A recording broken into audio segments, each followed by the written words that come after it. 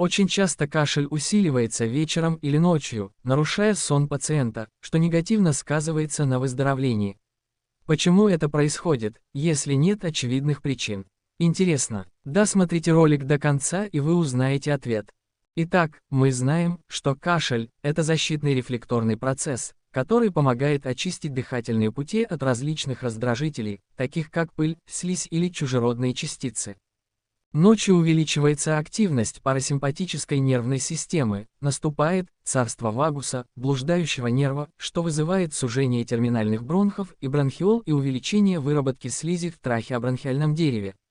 Таким образом, ночное преобладание активности блуждающего нерва – одна из основных причин ночного кашля.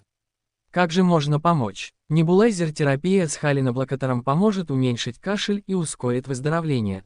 Не болейте. Подписывайтесь на телеграм-канал.